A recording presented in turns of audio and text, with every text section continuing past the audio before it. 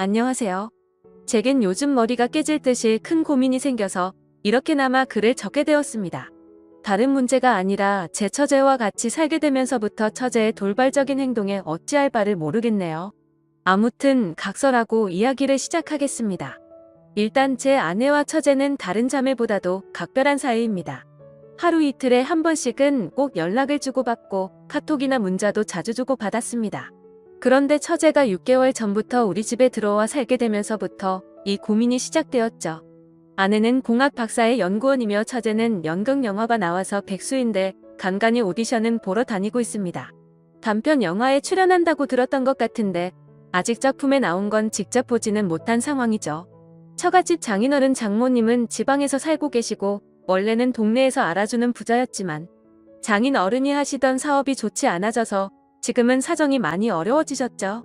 결혼할 때만 해도 엄청 호화로운 결혼식의 지원도 많이 해주셨지만 상황이 많이 어려워지셔서 지금은 저도 몇 달간 도움을 드렸을 정도로요. 아무튼 처갓집의 경제적인 난황으로 인해서 독립해서 살고 있던 처제가 월세를 부담할 형편도 되지 않았던 건 물론이고 살고 있던 오피스텔 보증금까지 빼게 되었죠. 어느 날 평상시처럼 퇴근하고 집에 들어가서 저녁을 먹고 있는데 아내가 저에게 이야기하더군요. 당장 처제가 내고 있는 월세도 부담이 되고 있고 지방에서는 오디션을 보러 다니거나 일을 하기 힘드니까 서울에 있어야 하는데 우리가 조금 불편하더라도 한 1년만 데리고 있으면 안 되냐고 조심스레 묻더라고요. 저는 아내가 얼마나 어렵게 그 이야기를 꺼내는지 잘 알았기에 흔쾌히 알겠다고 하면서 그러자고 했습니다. 솔직히 그렇게 승낙을 하면서도 처음에는 굳이 안 좋을 것도 없었거니와 처음에는 좋았습니다. 젊은 처제가 집에 있으니 활기도 생기는 것 같았고 처제 덕분에 알지 못하던 영화도 많이 보게 되었죠. 특히 영화처럼 잘 만들어진 미국 드라마의 세계에 눈을 뜨게 되었습니다. 그런데 3개월쯤 지나자 처제의 옷차림이 변하기 시작했습니다. 인터넷에서만 볼 수 있을 것 같던 짧은 바지를 입고 딱 달라붙는 옷을 입으니 눈을 어디에 둬야 할지 모르겠더군요. 솔직히 처제가 경제력은 부족한 상황이라 할지라도 괜히 배우 지망생을 하는 게 아닐 정도로 일반인과는 차이가 날 정도로 얼굴도 예쁘고 몸매가 다릅니다. 그냥 누가 보더라도 다리도 모델처럼 길고 얼굴도 예뻐서 길 가다가도 다시 돌아볼 정도입니다. 한 번은 아내도 처제에게 옷이 그게 뭐냐고 하자 배우는 몸매 관리를 잘 해야 하는데 펑퍼짐한 옷을 입으면 관리가 안 된다고 대답을 하더군요. 그날 이후로는 아내가 처제에게 말을 했는데 굳이 또 제가 처제에게 지적하라고 할 수도 없는 노릇이더라고요. 그렇다고 처제가 문란하거나 그렇지는 않고 이야기를 나눠보면 보수적이고 생각도 제대로 된 여성이었죠. 아무튼 처제의 복장 문제로만 이런 고민 글을 쓰고 있는 게 아니라 진짜 제가 힘들게 된 문제는 여기서부터 시작이 됩니다. 어느 날 평소와 다를 바 없이 저는 아내와 함께 처제랑 셋이서 술을 마시고 있었습니다.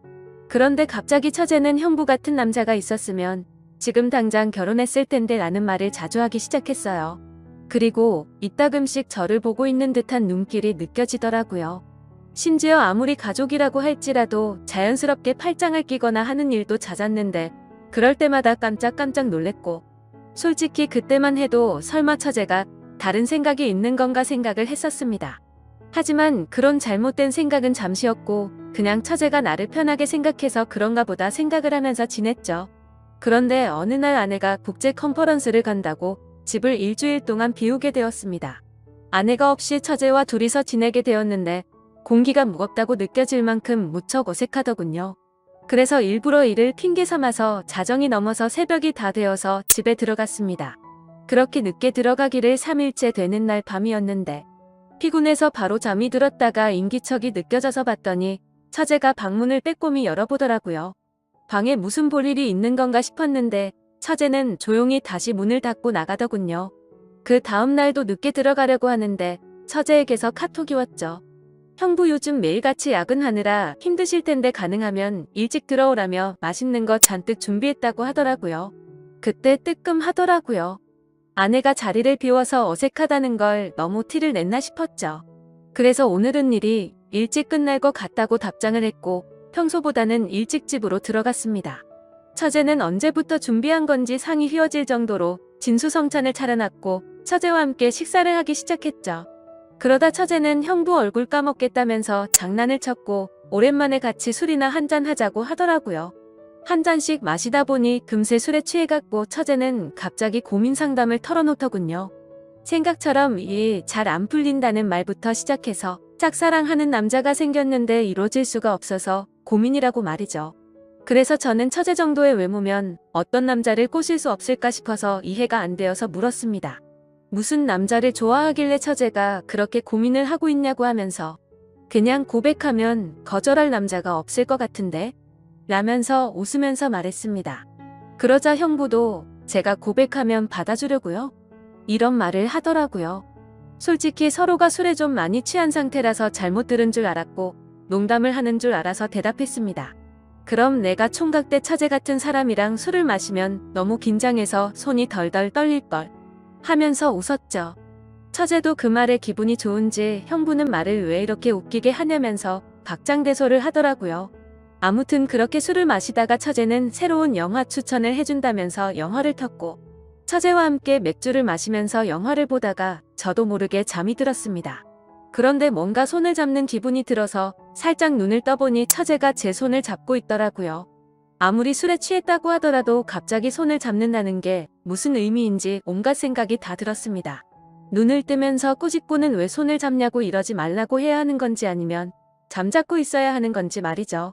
그렇게 갈등을 하고 있는데 처제가 조용히 일어나더니 살금살금 방으로 들어가더군요. 10초 정도 되는 그 시간이 10시간처럼 느껴졌었죠. 다음날 저는 아무것도 모르는 척하고 처제에게 인사를 건네고 출근을 했습니다. 그리고 나서 아내가 한국에 돌아올 때까지 매일같이 새벽 1시쯤 들어가서 6시가 되기 전에 집에서 나갔죠. 처제가 무슨 생각을 하는지 정확히는 모르지만 저도 눈치가 있는 사람이니 대충 어떤 마음인지 알 것 같았습니다. 솔직히 마음이 심란하면서도 그러면 안 되지만 기분이 좋기도 하고 마음이 너무 왔다 갔다 하더라고요. 그래서 아내가 집으로 돌아오고 나서도 저는 처제가 어색해서 계속 새벽 늦게 집으로 들어갔습니다. 처음으로 보이는 행동의 아내는 제게 요즘 왜 이렇게 늦냐고 물어봤지만 저는 일이 바빠서 그랬다고 변명하고 그게 반복되다 보니 아내와 저는 제법 다투기도 했죠. 그렇다고 있는 사실 그대로를 말할 수도 없는 노릇이었습니다. 처제가 나를 좋아한다고 이야기하면 각별한 자매 사이가 깨져버릴 것 같고 그런 일이 일어난다면 말이 안 되잖아요. 만약 처제가 발뺌이라도 하면 저만 이상한 사람이 될 것 같기도 했습니다. 제 짐작이 그랬을 뿐 그렇다고 특별한 일이 있었던 것도 아니었고 처제가 제게 고백을 한 것도 아니었으니깐요. 그렇다고 대뜸 처제에게 가서 처제 나 좋아하지? 라고 물어볼 수도 없는 노릇이었고 뭐 저러다가 처제에게 남자가 생기면 잠잠해지겠지라고 생각했습니다. 익명으로 솔직하게 말씀드리자면 저도 사람이다 보니 여배우처럼 예쁜 처제가 저를 좋아한다고 하면 어떤 결정을 해야 할지 고민도 많이 되더라고요. 그냥 정신 나간 사람처럼 일을 저질러 버릴까 하는 생각도 해봤습니다.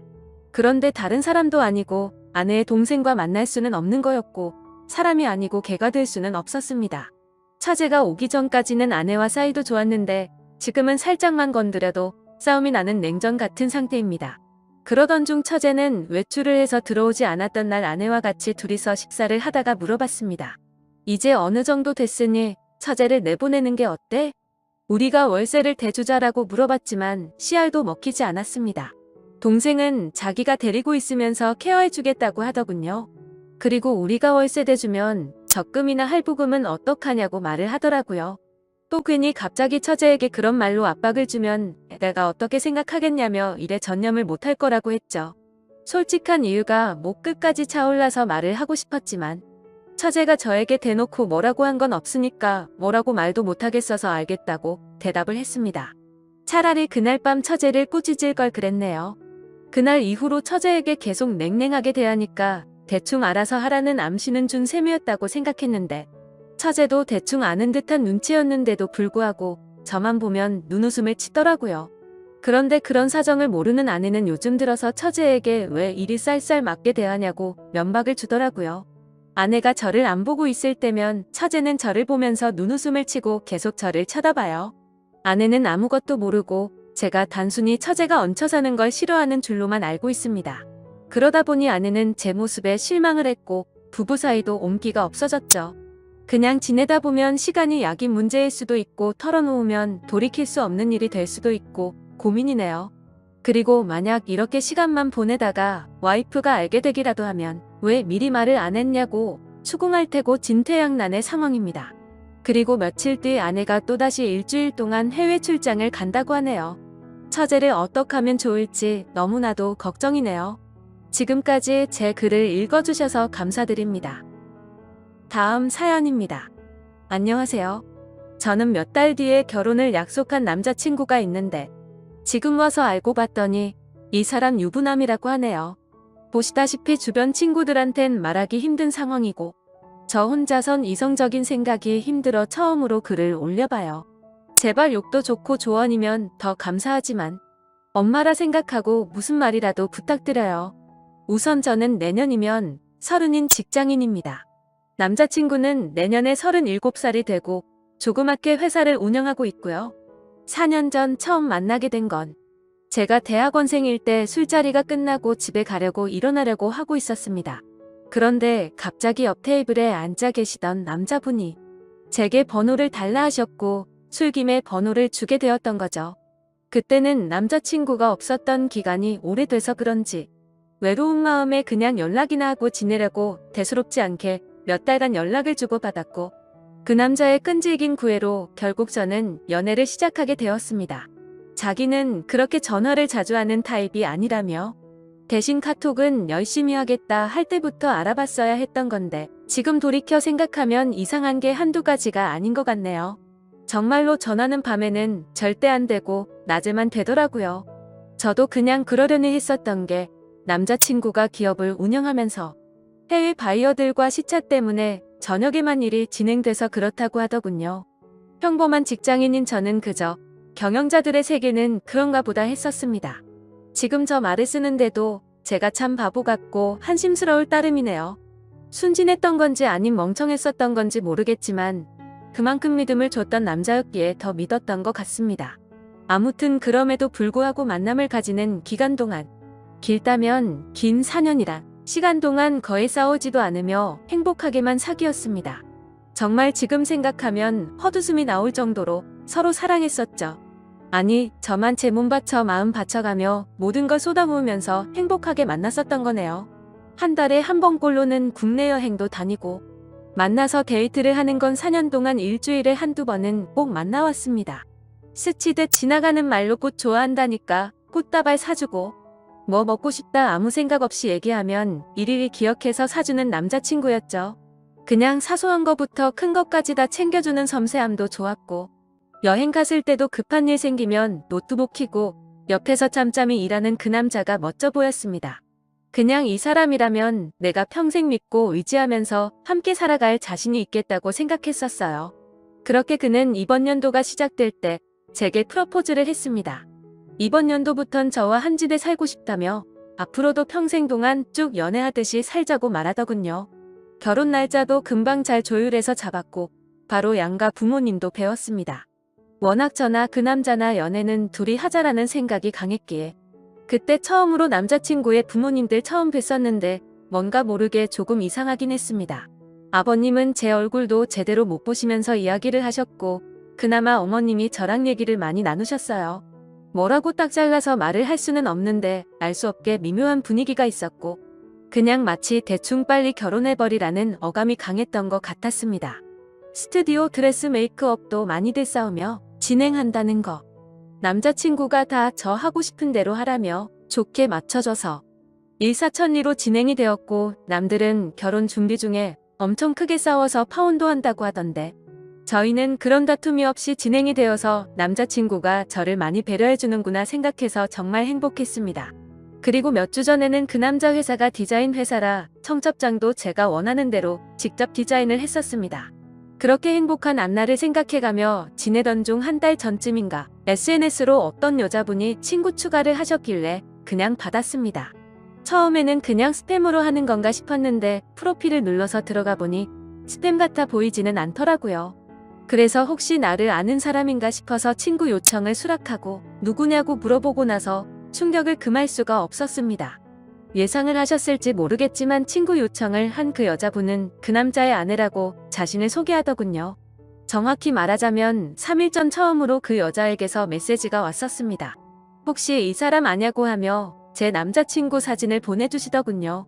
아는데 누구냐고 하니까 자기는 이 사람하고 산지 15년이 된 여자랍니다. 처음엔 정신이 나가서 사기를 치는구나 싶어서 신경 안 쓰고 계속 무시를 했는데 어떻게 알아냈는지 엊그제 밤에 처음 보는 번호로 전화가 오더라고요. 뭔가 찜찜한 마음에 그 전화를 받았습니다. 그리고 나서 그 여자가 천천히 얘기를 해주는데 이야기를 들으면 들을수록 멘탈이 무너졌고 하필 야근 중인 회사에서 정신 나간 사람처럼 웃어제꼈습니다. 그 여자의 말을 들어보니 정말 다 맞더군요. 두 사람은 어린 시절 대학생 때 만났고 사고를 치는 바람에 결혼을 했었답니다. 그 여자분에게는 거래처 미팅이니 뭐니 저랑 같은 말로 속여가면서 외박하고 여행을 한 거였고 전화가 저녁 시간에 안 된 건 집에 갔었던 거였죠. 워낙 경영하는 사람이 바쁘단 생각에 아내분도 뭐라든 언제 들어오든 많이 터치를 안 하셨답니다. 집에서는 또 그만큼 자상한 남편이었다네요. 저보고 저도 피해자이니 지금까지 일은 눈 감아주겠다면서 대신 저보고 헤어지고 떠나랍니다. 제발 부탁이니까 자기 남편이 저를 찾으려 해도 못 찾을 곳으로 떠나달래요. 자기 애들도 둘이고 자기는 이 가정을 깨트리고 싶지 않다더군요. 저도 피해자인데 너무나도 억울했습니다. 제가 그려왔던 행복한 그림도 깨지는 것 같았고 그냥 그 당시에는 억울하단 생각밖에 안 났던 것 같네요. 전화를 끊고 벙쪄서 도저히 일을 할 수 없어서 곧장 퇴근해서 집으로 갔고 어제 연차를 내고서 그 여자를 만나서 4시간 동안 얘기를 했습니다. 제가 4년을 사귄 것도 결혼이 한 달 남은 것도 다 말씀드렸고 부모님 찾아뵀던 것도 말씀드렸습니다. 이해가 가지 않는 점이 한두 개가 아니었는데 아내분도 서로 첫사랑으로 만나 10몇 년을 잘 살다가 몇 년 전부터 이상한 걸 느끼긴 했었다네요. 아니려니 아니겠거니로 몇 년간을 참다가 결국 몰래 카톡을 뚫었고 다 알게 된 거랍니다. 애초에 그 남자 쪽 부모님은 아내분을 처음 결혼 때부터 탐탁치 않아 하셨고 아예 없는 사람 취급했다네요. 아내분이 바로 앞에 있는데도 그 남자한테 언제 제가 하냐고 맨날 물었답니다. 예전에는 그 말을 할 때마다 그만 좀 하라며 화를 내고 막아 서주더니 최근 들어서는 이혼해달라는 말을 몇 번이나 들었다고 하더라고요. 그 말을 들으니 그 여자가 안 돼 보이기도 하다가 제 생각 저희 부모님 생각하면 너무 슬프다가 그 남자 생각하면 또 너무 울화가 치밀어 오르다가 이러다가는 정신병이 올 것만 같았습니다. 이틀을 밤새며 저와 비슷한 케이스들을 다 뒤졌습니다. 댓글들 보며 증거자료 녹음 짜잘한 캡처까지 하라는 말씀들 새겨 듣고 일단 모른 채 하며 모으고 있습니다. 근데 이거 정말 사람 할 짓 못 되더군요. 어제도 남자친구가 얼굴 보자는 거 얼굴 보면 아내 얼굴과 보지도 못한 애들 얼굴이 겹쳐 보일 것 같아 거절했었습니다. 우선 얘기는 내일 그 남자 만나서 얘기할 생각인데 뭘 어떻게 해야 될지 눈앞이 깜깜하네요. 다 알았다고 파혼하자고. 아니 파혼도 아니네요 이건. 그냥 제가 장난감이었던 것 같습니다. 지금 쓰면서도 오느라 정신없는 제가 한심하고 지금까지 무슨 말을 한지 잘 기억도 안 납니다. 이제 다시는 누군가를 믿고 만날 수도 없을 것 같고 남자도 못 사귈 것 같네요. 그냥 사람 자체를 신뢰하지를 못하겠습니다. 저는 도대체 어떻게 해야 하는 걸까요? 이 나이 먹고 어린 짓 해서 죄송하지만 정말 어떻게 해야 할지 모르겠습니다.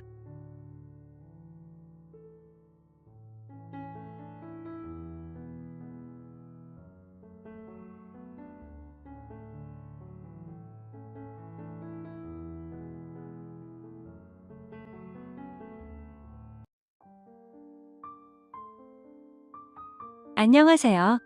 저는 결혼을 꿈꾸고 있었던 20대 후반의 평범한 직장인입니다. 제게는 세상 단 하나밖에 없는 사랑하는 여자친구가 있습니다.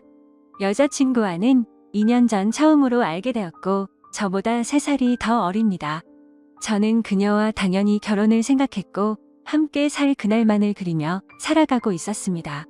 매일 하루하루가 행복한 날들이었죠.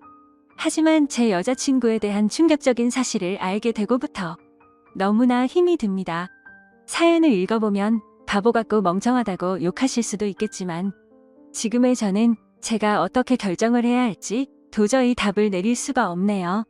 사실 이런 이야기를 올려봐야 뾰족한 수도 없을 것 같고 좋은 방법을 찾을까 싶지만 너무 많이 답답하고 힘들어서 많은 분들의 이야기를 간절히 듣고 싶어서 글을 올리게 되었습니다. 여자친구와는 대학교 친한 여자 후배 덕분에 만나게 되었습니다. 어느 날 후배와 술을 마시고 있었고 한참 이야기를 하던 도중에 갑자기 저보고 연애는 하지 않냐고 묻더라고요. 사실 그때 당시에는 취직을 준비하고 있던 시기여서 여자를 만날 생각은 전혀 한 적이 없었습니다. 저는 장난식으로 아무도 소개도 안 시켜주는데 어떻게 여자친구를 만드냐고 했죠. 그랬더니 후배는 자신의 학창시절 동창이 한 명 있긴 한데 너무 수준 차이가 나서 소개를 못 시켜주겠다고 하더라고요. 저는 그 말에 너무 황당하고 오기가 생겨서 도대체 얼마나 그렇게 대단하길래 수준 차이가 나냐고 따졌죠. 후배는 친구가 학창시절에 얼짱 출신이라고 말하길래 갑자기 너무 호기심이 생기더군요. 그래서 저는 후배에게 사진부터 좀 보여주고 말하라고 했고 사진을 보는 순간 저는 후배에게 소개만 시켜주면 술을 한 달 동안 사주겠다고 했죠. 사진만 봐도 후배가 왜 얼짱 출신이라고 하는지 바로 알 수 있었던 외모였고 솔직히 소개팅을 하기에는 제가 한참 꿀리는 기분이라 부담스럽더라고요. 후배에게는 소개팅으로 만나면 승산이 없을 것 같다며 자연스럽게 만날 수 있게 해달라고 부탁을 했습니다. 그러자 후배는 소개녀와 단둘이 만나자고 약속을 잡을 테니까 저는 친구들과 놀다가 자연스럽게 합류를 하자고 했습니다. 그리고는 미리 친구들에게 말해서 저를 치켜 세워주자는 작전을 짜게 되었죠. 약속 당일날 저는 친구들과 일찍부터 만나서 술을 마시고 있었습니다. 약속 시간이 다가오자 후배는 그 소개녀와 만났고 커피숍에서 얘기를 좀 하다가 자연스럽게 데리고 온다고 문자가 왔습니다. 저는 친구들에게 잘 부탁한다며 자연스럽게 치켜 세워달라고 신신당부를 했죠. 그날따라 너무 긴장이 돼서 시간이 정말 갈 생각을 안 하더군요. 그렇게 한참이 지나고 나서 술집 문이 열렸고 제 후배는 소개녀를 데리고 같이 들어왔습니다. 실제로 처음 보는데 정말 선녀가 들어오는 기분이었죠. 잠깐 사이에 저는 곧바로 첫눈에 반해버렸습니다.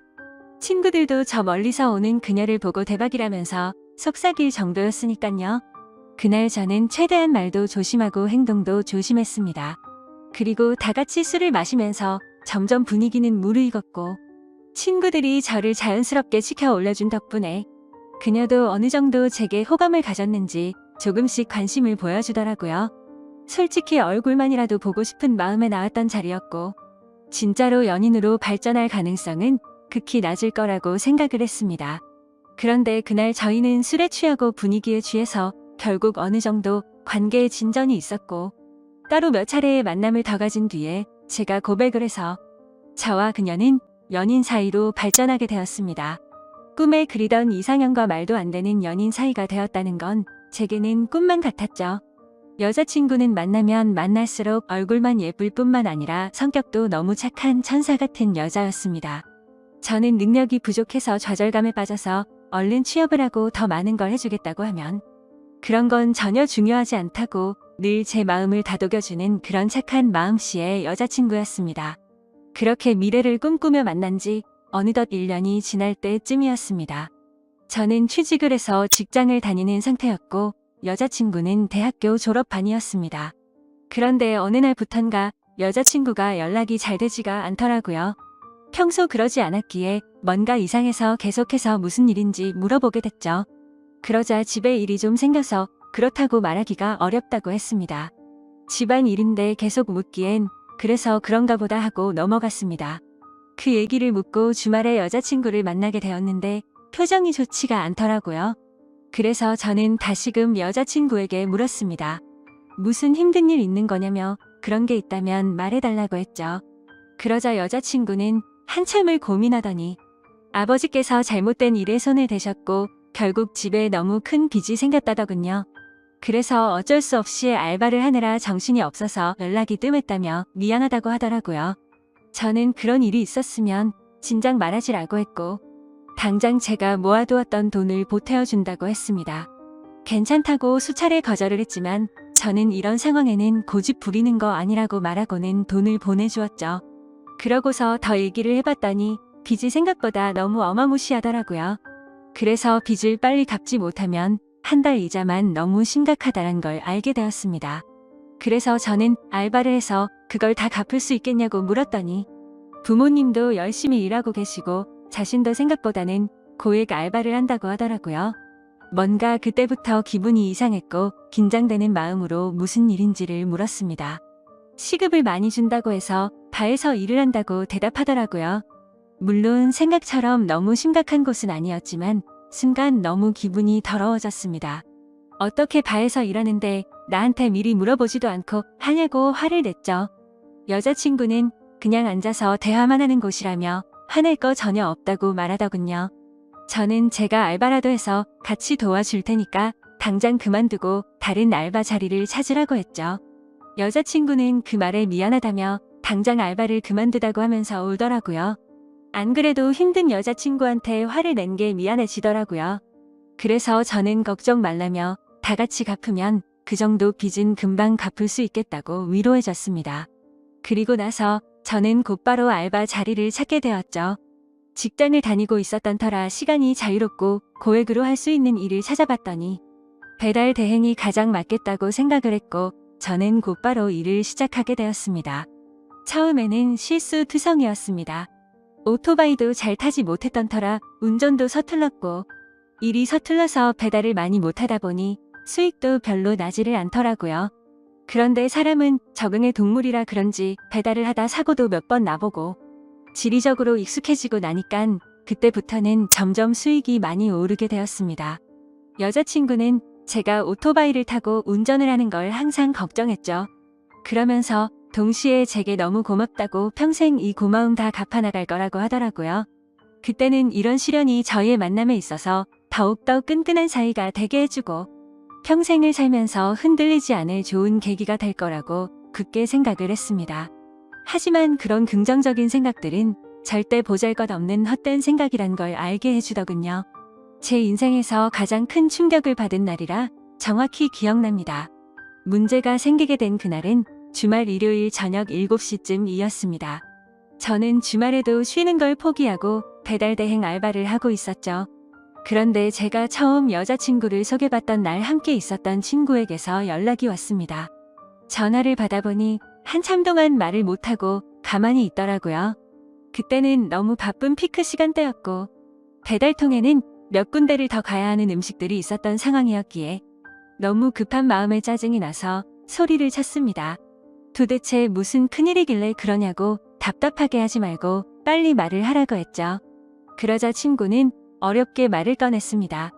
혹시 여자친구가 요즘 어디서 일하는지 아냐고 묻더라고요. 그때 당시 저는 여자친구가 학교를 다니면서 야간에 커피숍 알바를 한다고 들었기에 커피숍에서 일한다고 대답을 했죠. 친구는 너 지금 잘못 알고 있는 것 같다라고 말하더군요.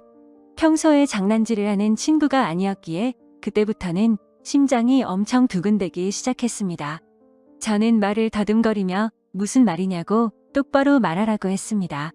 친구는 어제 저녁에 직장 선배들이랑 강남에서 아가씨들이 나오는 술집에 갔는데 복도에서 제 여자친구를 얼핏 본 것 같다고 말을 하더라고요. 긴가민가해서 이 말을 해야 되나 말아야 되나 하루 종일 고민했는데 아무리 생각해도 제 여자친구가 맞는 것 같다고 하더라고요. 그리고는 여자친구는 자신을 못 본 것 같으니 일단은 무턱대고 화내지 말고 진정하고 사실 파악부터 제대로 해보라고 하더군요. 너무 갑작스러운 소리를 하길래 깜짝 놀랐고 기가 막혀서 말조차 나오지가 않더라고요. 한참을 가만히 있다가 친구에게 일단 알겠다고 하고 통화를 끊었습니다. 그래서 저는 곧바로 배달 대행 사장에게 사고가 났다고 말하고는 일을 중단하고 여자친구 집으로 향했습니다. 손이 덜덜 떨려서 운전도 불가능했고 도저히 일을 할 수 있는 상태가 아니었죠. 여자친구 집 앞에서 최대한 침착하고 밥을 먹자고 나오라고 했습니다. 얼마나 초조하고 떨렸는지 여자친구를 기다리는 동안 담배를 거의 한 갑을 폈던 것 같습니다. 한참 뒤에 여자친구와 저는 식당으로 가서 밥을 먹었고 아무렇지도 않은 척 요즘에 커피숍은 바쁘지 않냐고 물었습니다. 그러자 요즘에는 사람은 많지 않은데 가끔 진상들이 있어서 힘들다고 하더라고요. 그 모습을 보니까 도저히 거짓말이라고는 생각을 할 수가 없었고 너무 자연스러웠기에 친구가 잘못 본 건가 보다라고 생각을 했습니다. 그렇게 식사를 마치고 저희는 둘만의 시간을 보내러 갔죠. 그런데 함께 사랑을 나누면서도 그 찜찜한 마음은 절대 지워지지가 않더군요. 여자친구가 화장실을 간다고 자리를 비운 사이 저는 얼른 여자친구의 휴대폰을 보게 됐습니다. 카톡이나 메시지로는 별로 의심스러울 게 전혀 없더라고요. 그런데 은행에서 온 메시지를 무심코 눌러보게 되었는데 정말 깜짝 놀랐습니다. 돈이 없다던 여자친구의 통장에는 잔액이 1,000만 원이 훨씬 넘는 돈이 찍혀 있더라고요. 그래서 이게 도대체 무슨 돈이지 싶어서 메시지를 올려보니 며칠 전 날짜로 어떤 처음 보는 이름으로 1,000만 원이 입금되어 있더라고요. 그리고 더 올려다 보니 여자친구의 가족분에게 다시 보낸 건지 1,000만 원을 출금을 했더라고요. 그래서 이게 도대체 뭐지 싶어서 계속해서 올려봤습니다. 근데 매월 1일에 똑같은 이름으로 꼬박꼬박 1,000만 원이 입금되었더라고요. 어림잡아 봐도 1년 가까이 받아왔으니까 1억이 훨씬 넘는 돈이었습니다. 곧바로 이건 뭔가 심각하게 잘못 돌아가고 있구나라고 깨달았습니다. 여자친구가 화장실에서 나오자마자 저는 화를 내면서 이 돈 뭐냐며 휴대폰을 들이댔습니다. 그러자 깜짝 놀라며 휴대폰을 뺏어가더라고요. 저는 정신이 나간 상태로 나지막이 말했습니다. 지금부터 나한테 거짓말할 생각하지 말고 모든 사실을 말하라고 했죠. 여자친구는 지금까지 있었던 일들에 대해서 말했습니다. 사실은 바에서 알게 된 사장님이 있는데 그냥 주말마다 만나서 밥만 먹어주면 용돈 개념으로 돈을 보내준다고 해서 이 일을 시작했다고 하더군요. 저는 너무 황당해서 따져 물었습니다. 아무 짓도 안 하고 밥만 먹는데 어떤 정신 나간 놈이 한 달에 1,000만 원씩 주냐고 했죠. 그러자 여자친구는 팔짝 뛰면서 절대 이상한 짓은 안 했다고 하더라고요. 근데 상식적으로 아무리 생각해도 이해가 되지 않았습니다. 어느 누가 밥만 먹어준다고 한 달에 1,000만 원씩 줄까요? 그것도 다 합치면 1억이 훨씬 넘는 큰 돈을요. 그런데 그때 갑자기 문득 생각난 게 친구가 여자친구를 술집에서 봤다고 한 게 생각이 났습니다. 그래서 저는 여자친구에게 말했습니다. 너 진짜 거짓말하지 말라고 했는데 계속 거짓말하려고? 내가 너 강남 술집에서 일하는 것도 다 아는데 그것도 발뺌할 거냐고 물었습니다. 그러자 여자친구는 갑자기 아무 말도 못하더라고요. 그러더니 갑자기 주저앉아서는 울기 시작하더라고요. 지금부터 진짜 거짓말 하나라도 하면 나는 더 이상 너 얘기 안 듣고 나간다고 말했습니다. 그런데 계속해서 울고만 있더라고요. 그때부터는 저도 제정신이 아니었고 너무 화가 났습니다. 여자친구가 쥐고 있던 휴대폰을 뺏어서는 화장실로 들어가 문을 잠궜습니다. 일단 돈이 입금된 그 이름으로 연락처를 검색해봤습니다. 그러자 사장님이라고 저장이 되어 있더라고요. 곧바로 전화를 걸었습니다. 한참 동안 신호음이 울리더니 안 받아서 끊으려고 하자 전화를 받았습니다. 목소리가 최소 60대는 넘어 보이는 할아버지 목소리더군요. 저는 바로 욕을 했습니다. 내가 이 전화기 주인 남자친구인데 너 뭐냐고 하니까 젊은이 말버릇이 그게 뭐냐고 이딴 식으로 말하더라고요. 그래서 너 손녀뻘 데리고 무슨 짓거리 했냐고 소리를 질렀습니다. 그러자 돈 주고 하는 짓 뻔하지 뭘 그딴 걸 묻냐면서 욕을 하고는 끊어버리더군요. 정말 그 말을 듣는 순간 머리가 너무 어지러웠습니다. 여자친구는 밖에서 문을 계속 두드리면서 울어대고 너무 믿었던 여자친구에게 배신을 당한 기분에 저도 모르게 눈물이 흐르더라고요. 그렇게 서로가 화장실 문을 사이에 두고 1시간 동안 아무 말 없이 있었습니다. 제가 먼저 말을 꺼냈습니다. 그동안 나를 얼마나 우습게 생각했으면 끝도 없이 거짓말하냐고 물었더니 자신을 두고 떠날 것 같아서 차마 말을 못했다고 하면서 울더라고요. 바에서 일한 거랑 커피숍에서 일했다는 건 다 거짓말이었냐고 했더니 미안해라고 대답을 해주더군요. 그럼 다른 데서 일한 건 다 거짓말이었고 애초부터 강남에 있는 술집에서 일한 거냐고 물었습니다. 그러자 여자친구는 그때부터 모든 사실을 털어놓더군요. 처음에는 바에서의 얘기만 하는 일로 시작한 건 맞았답니다. 그런데 갑자기 그 사장님 지인이 운영하는 다른 술집에서 홀서빙 일이 부족하다고 해서 도와주고 오라고 했답니다. 시급도 평균보다 2배 이상 쳐준다고 해서 바로 알겠다고 하고 갔다네요. 생각보다 너무 페이가 세다 보니까 바쁠 때마다 잠깐 도와주고 오고 하는 게 일도 수월했었고 돈도 되었기에 몇 번씩 일을 하러 갔답니다. 그런데 어느 날부터인가 그 술집 여자 사장님이 자꾸만 자신을 설득했답니다. 그때 왜 그런 선택을 하게 된 건지 자신도 제정신이 아니었던 것 같답니다. 그렇게 본격적으로 그 가게에서 일을 시작하게 되었고 어느 날 재벌 할아버지가 와서는 매달 1,000만 원씩 주는 대가로 만남을 요구했다고 하더군요. 그래서 직접적으로 물었습니다. 이 더러운 인간한테 전화했더니 돈 주고 하는 집 뻔하다고 하던데 네가 아까 밥만 먹었다는 건 거짓말이었냐고 더 이상은 절대 나한테 거짓말 하지 말라고 했습니다. 그러자 울면서 미안하다고 대답하더군요. 도저히 빚이 갚아지지가 않아서 부모님이 너무 힘들어하셨다고. 정말 계속 그렇게 시간만 가다가는 부모님이 자신의 곁에서 사라지실까봐 너무 무서워서 어쩔 수가 없었다네요. 저는 그때부터 이미 모든 사실을 알게 되었기에 문을 열고 나가서 아무 말 없이 여자친구에게 휴대폰을 던져주고는 그대로 밖으로 나갔습니다. 그러자 더 큰 소리로 방에서는 엉엉 우는 소리가 들리더라고요. 솔직히 미운 마음도 컸지만 왜 그렇게까지 한 건지를 아니까 너무 마음이 아팠습니다. 근데 그렇다고 할지라도 절대 이해를 할 수는 없습니다. 저는 여자친구의 힘든 걸 도와주기 위해서 평일에 회사 끝나면 배달 대행을 자정 넘게까지 했고 주말에도 쉬지 않고 그렇게 열심히 일해서 도와줬건만 그 대가가 고작 이런 충격적인 배신이라니 말문이 막힐 수밖에 없었고 모든 게 다 원망스러운 마음만 들었습니다. 그날이 있고부터 벌써 며칠이 지났습니다. 여자친구는 이제 빚은 거의 다 갚아가서 제대로 된 일을 구해서 갚아 나갈 거랍니다. 일도 다 그만뒀고 그 남자와도 다시는 연락하지 말라고 했다고 하네요. 저를 속인 건 너무 미안하고 도저히 자신의 곁에 있어달라고 말 못하겠다고 합니다. 정신 나간 자기 같은 여자는 잊어버리고고 꼭 행복하라며 오빠는 행복할 자격이 있는 사람이라고 하네요. 차라리 여자친구가 뻔뻔하게 굴었으면 이렇게 마음이 더 아프지도 않았을 것 같습니다. 정말 태어나서 처음으로 평생을 함께하고 싶었던 여자친구였는데 이런 사실이 모든 게 다 꿈이었으면 좋겠습니다. 솔직히 이렇게 많이 사랑하기에 저는 지금도 말도 안 되는 고민을 하고 있네요. 제가 여자친구를 용서해주는 게 맞는 걸까요? 어떤 선택을 해야 할지 정말 모르겠습니다. 저보다 현명한 분들이 많으실 테니 부디 제게 한마디씩만 부탁드립니다. 감사합니다.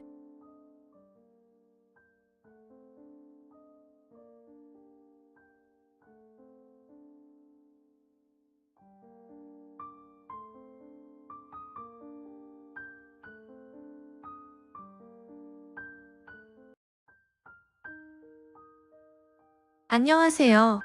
저는 서울에서 거주 중이고 결혼한 지 1년도 채 안 된 31살 새색시입니다. 사실 누구보다도 행복해야 할 신혼임에도 불구하고 이렇게 글을 쓰고 있는 게 너무 비참하네요. 하지만 많은 분들에게 제 이야기를 털어놓지 않으면 도저히 견딜 수가 없을 것 같고 다양한 분들에게 제 의견을 여쭤보고 싶어서 이렇게 글을 쓰게 되었습니다. 일단 간단하게 제 고민을 말씀드리자면 제 남편이라는 인간이 하나뿐인 절친이었던 친구와 바람이 났습니다. 이게 참 다행인 건지 아닌 건지는 모르겠지만 남편과 저는 둘 다 맞벌이를 하고 있고 평소에 서로가 바쁜 탓에 아직 저희 부부 사이에는 아직 아기가 없습니다. 3년이라는 시간 동안 짧다면 짧고 길다면 긴 시간 동안 연애를 했고 작년 이맘때쯤 결혼을 하게 되었죠. 제 남편과 바람난 친구는 저와 중학교 때부터 친구였습니다. 대학생 때는 술집 바 같은 데 다니면서 정말 다양한 남자를 만나더군요. 20살 때 40살 가까운 아저씨랑 사귀는 건 둘째치고 한 달에 한 번씩 남자가 바뀔 정도로 남자를 밝히는 그런 여자애입니다.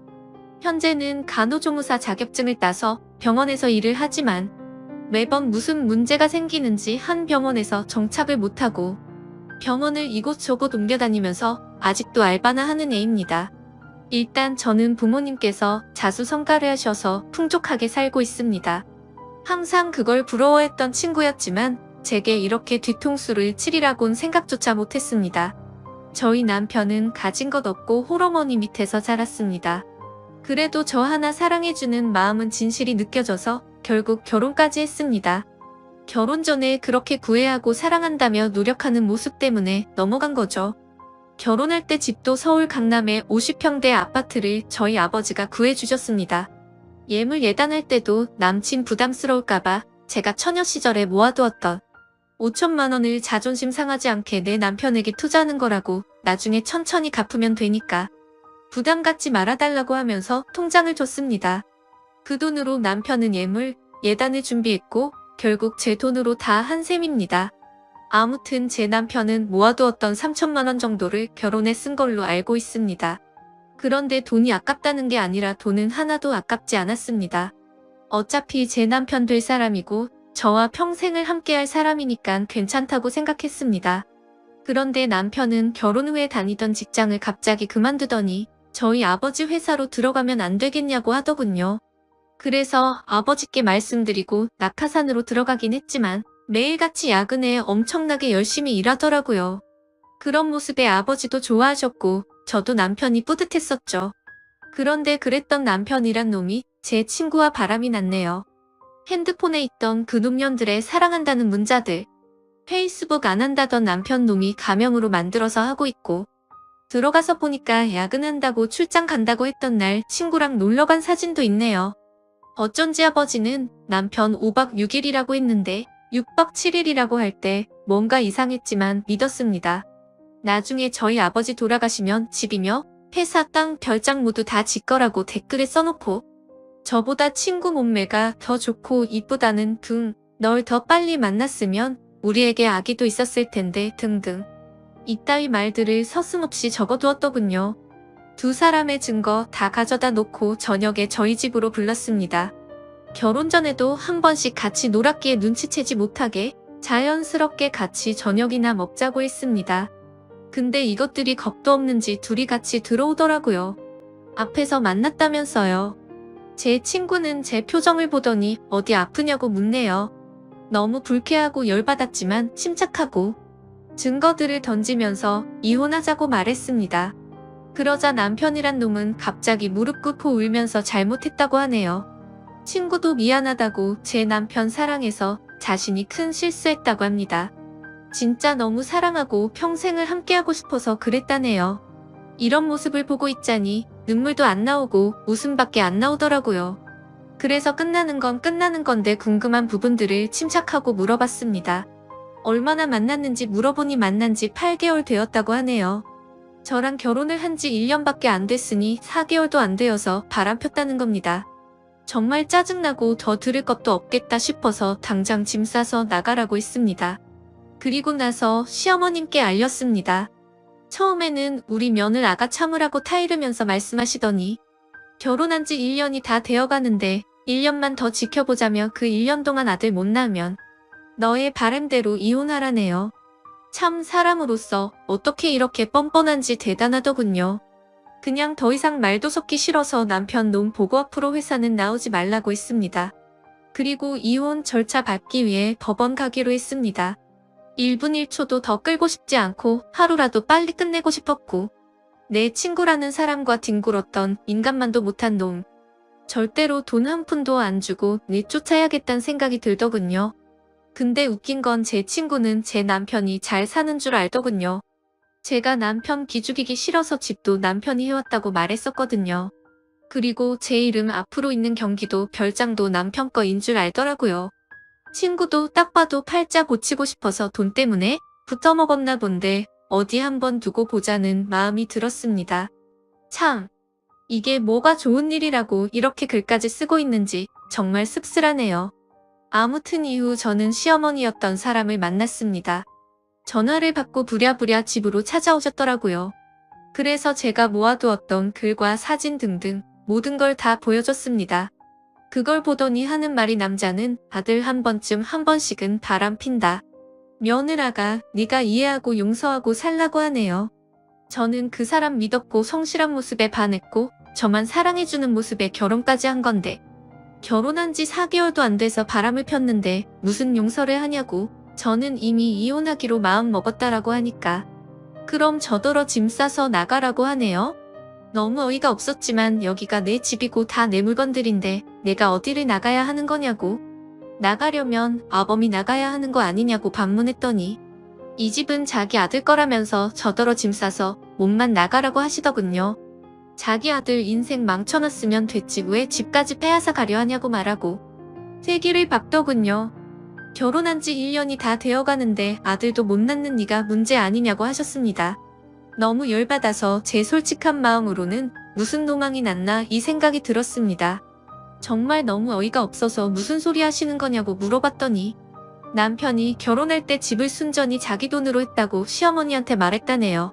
저는 그것도 모르고 남편 기 살려준다고 친구들한테도 이 집 우리 서방이 해온 거라고 우리 서방 능력 있다고 그렇게 말하고 돌아다녔는데 제가 무슨 짓을 한 건지 너무 후회가 되었습니다.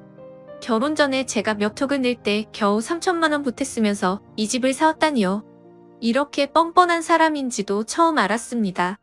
그 사람 결혼 전에 임용고시 준비한다고 해놓고 돈벌이가 없으니까 컴퓨터 수리하는 거 배워서 여기저기 다니면서 일했던 사람입니다. 그런 분들을 비하하는 건 절대 아닙니다. 근데 이렇게 능력 있는 척 뻔뻔한 모습이 너무 황당할 따름이네요. 아무튼 저랑 결혼한 뒤 하나뿐인 딸이고 하나뿐인 사위니까 어차피 나중에 다 물려줄 텐데 라는 생각으로 경영 수업 받는다는 마음으로 회사에 들어왔었던 것 같네요.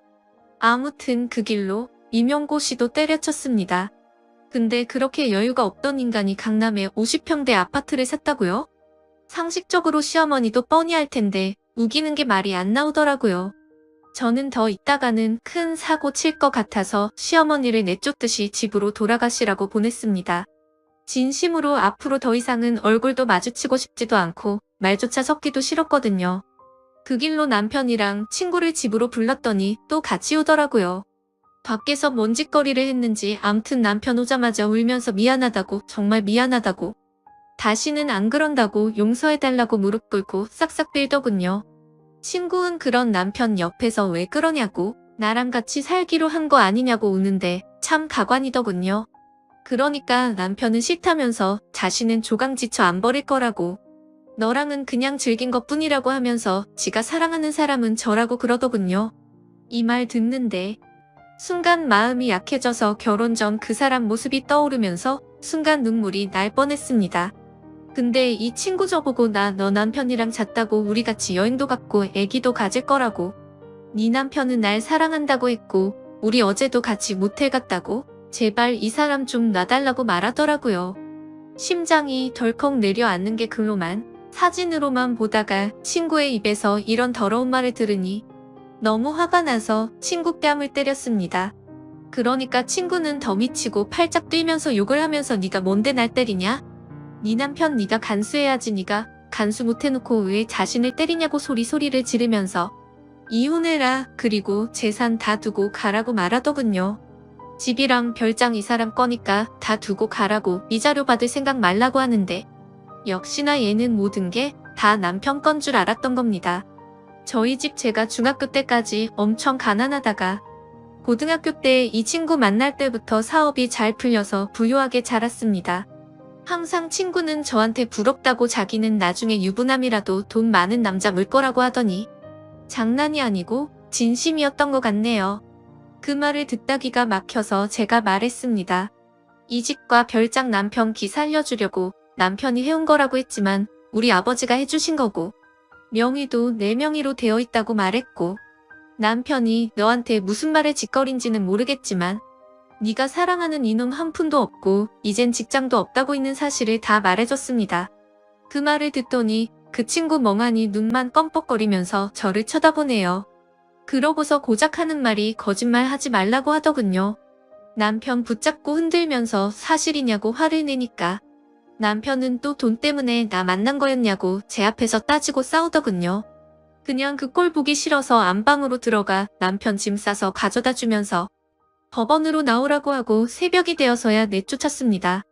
한때는 친구였던 걔는 대학생 때 성경험 한 번도 안 해봤다고 하고 다녔지만 주변에서는 달고 다른 애라고 소문났던 애였고 간호조무사로 일할 때도 같은 병원에 다니는 조무사 친구들끼리 같이 나이트 가고 원나잇을 일삼는 애였습니다. 심지어 돈 많은 아저씨들 만나서 스폰서 만들 거라며 잠자리까지 가지더군요. 그러고 나서 성병 옮았다고 징징대던 인간인데 진짜 다시 떠올리기만 해도 역겹네요. 그리고 바람난 그 친구한테서 전화가 오더군요. 지 때문에 이혼하게 되어서 미안하다며 나 그 사람이랑 그만 만날 테니까 이혼 안 하면 안 되냐고 말하더군요. 그러더니 지가 했던 말 다 거짓말이라고 하네요. 누가 봐도 무슨 꿍꿍이인지 뻔히 보이는데 어이가 없더군요. 그냥 이혼하기로 마음먹었고 내 인생은 내가 알아서 사니까 넌 네 인생이나 똑바로 살라고 말했습니다. 그러더니 계속 미안하다고만 해서 짜증나서 그냥 끊어버렸습니다. 아무튼 그 일이 있고 아버지한테서 박서방이 회사를 안 나왔다고 전화가 왔습니다. 그래서 저는 있는 사실을 용기 내서 말씀드리려고 찾아뵙고 말씀드린다고 했습니다. 일단 저는 저희 어머니를 먼저 찾아뵈었고 어머니께 먼저 말씀드리고 난 뒤 함께 아버지께 말씀을 드렸습니다. 혈압 때문에 걱정이 많았었는데 생각보다 저희 아버지는 강하셨습니다. 어머니는 제 얘기를 듣고 바로 눈물부터 보이셨는데 아버지는 조용히 계시더니 담배 한 대를 피우고 들어오시더라고요. 정말 부모님 가슴에 대못을 박는 것 같아서 너무 마음이 아팠지만 제가 슬퍼하면 부모님께서 더 슬퍼하실 것만 같아서 저는 아무렇지도 않은 척 행동했습니다. 아버지께서는 저녁까지 한참을 생각하시더니 저를 믿겠다며 제 선택을 존중해 주시겠다면서 배는 안 고프냐고 저녁이나 같이 먹자고 하시는데 참 불효를 저지른 것 같아서 너무 죄송했습니다. 그렇게 저는 집으로 돌아왔고 천천히 생각하고 있으니 또 마음이 여려지더군요. 지금은 이렇게 되었지만 중고등학교 그 오랜 시간을 함께 보내며 많은 추억을 나누었던 친구이고 남편도 제 평생에 있어서 가장 사랑했던 남자이고 그 누구보다 믿었던 사람이기에 아무리 강하게 마음 먹으려고 해도 마음이 약해지더군요. 정말 저는 멍청한 사람인가 봅니다. 하지만 절대로 만남을 이어갈 수 없다고 다짐했고 다음날 시간에 맞춰서 법원 앞으로 나갔습니다. 그런데 왠지 모르게 또 막상 법원 앞에서 만나니까 눈물이 흐르더군요. 그래서 울고 있는데 남편이 다가와서 안아주는데 서러운 마음이 폭발해서 펑펑 울었습니다. 그동안 참아왔던 눈물이 터진 거였죠. 남편은 또 다시 미안하다면서 사과했고 한 번만 더 기회를 달라고 말하더군요. 저는 그 상황에서 판단이 제대로 서질 않아서 일단 내게 다시 생각할 시간을 달라고 하고 멍청하게도 이혼 서류를 내지 못하고 집으로 돌아왔습니다. 연애처럼 쉬운 만남이 아니었기에 함부로 깰 수 없다는 생각이 들었고 집에서 정말 많은 생각을 하고 있었습니다. 그런데 그때 때마침 친구한테서 전화가 오더라고요. 안 그래도 짜증나는데 왜 자꾸 전화질인지 더 짜증이 나더군요. 그래도 도대체 무슨 헛소리를 짓거리려고 전화를 하는지 궁금해서 전화를 받았습니다. 근데 전화를 받으니 아무 말도 없고 그냥 이상한 소리만 들리더군요. 그리고 나서 전화가 뚝 끊기더군요. 몇십 분이 흐른 뒤에 모텔 이름과 호수가 찍혀 문자가 오네요. 참, 설마 했습니다. 하지만 남편이랑 있으니까 얘가 이 짓거리를 하는 거겠지 바로 알겠더군요. 정말 어이가 없고 웃기지 않나요? 저도 웃기고 어이가 없습니다 진짜. 저는 혼자 가기엔 겁이 나서 혹시 몰라 경찰에 전화를 했습니다. 그 길로 경찰과 대동하에 문자로 보내줬던 모텔 그 호수로 쳐들어갔습니다. 문을 열고 제 얼굴을 보더니 놀래 자빠지는 남편 얼굴을 보니 다시 생각해보려고 했던 제가 원망스러웠습니다. 그리고 뻔뻔하고 새초롬하게 쳐다보는 표정의 친구를 보니 추억이고 뭐고 얘는 상종 못할 인간이다 라고 판단했습니다. 다음날 그 친구와 이야기를 했습니다. 도대체 왜 이혼하지 말라고 했다가 이제 와서 왜 그따위 전화와 문자를 했냐고 물어봤더니 자기 딴에도 생각이란 거랬답니다. 솔직히 처음에는 돈 때문에 네 남편 만나보고 싶었고 걸렸을 때는 정말 사랑했다고 합니다. 근데 재산 이야기 듣고 망설임이 생겨서 나한테 이혼하지 말라고 전화를 했지만 막상 그렇게 말하고 나니까 가슴이 아팠답니다. 그리고 이 남편이 날 사랑한다고 생각했기에 남편을 불렀고 그걸 저한테 확인시켜주고 싶었답니다. 자기가 이겼다고 혼자 북치고 장구치고 아주 생쇼를 떨더군요. 얘기를 끝내고 변호사 사무실로 찾아가서 일단 변호사를 고용했습니다. 그리고 친구의 부모님을 찾아가서도 지금까지 있었던 사실을 말씀드리려고 찾아갔습니다. 학생 때 이따금씩 집에도 놀러 갔기에 안면이 있어 처음에는 왜 이리 오랜만이냐며 반갑게 맞아주시더라고요. 그렇게 저는 집으로 들어가서 말씀드릴 게 있다고 한 뒤 모든 사실을 말했습니다. 처음에는 자기 딸이 그럴 일 없다고 어디서 함부로 짓거리냐며 네가 어떻게 이딴 거짓말과 모욕을 줄 수 있냐고 소리를 지르시더군요. 참 그 부모의 그 딸이란 생각이 들었습니다. 그래서 저는 대꾸할 가치도 없어서 모아두었던 증거 사진들을 보여주니 아무 말 없이 멍하니 계시더라고요. 제가 죄송할 건 없지만 경찰에 신고했다고 말씀드렸고 이제는 친구가 아니라고 어머님께서 아셔야 할 것 같아 이렇게 찾아왔다고 말하고 아무튼 죄송하다고 말씀드렸습니다. 그리고 친구가 다니는 병원에 찾아가서도 직장도 다 잃게 만들려고 했지만 그래봤자 저한테 남는 것도 없다라는 생각이 들어서 그냥 문제 키우기 싫어서 그 집까지는 하지 않았습니다. 정말 제 평생을 살면서 막장 같은 드라마와 영화를 보면서 자라왔지만 저에게 이런 일들이 실제로 일어날 줄은 상상조차 하지 못했습니다.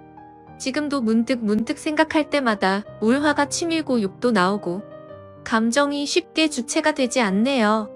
정말 살짝만 건드려도 터져버릴 것만 같은 기분입니다. 저는 지금 다른 건 다 필요 없습니다. 위자료고 뭐고 돈을 다 떠나서 이따위 더러운 짓과 행동을 하고 믿어달라더니 너무 슬퍼서 마지막으로 믿어볼까 고민하던 저를 또 다시 속였다는 거에 두 번 다시는 믿음이란 없습니다. 제가 할 수 있는 소송이라는 소송은 뭐든 다 걸 겁니다. 정말 많이 힘들지만 힘내서 열심히 살겠습니다. 감사합니다.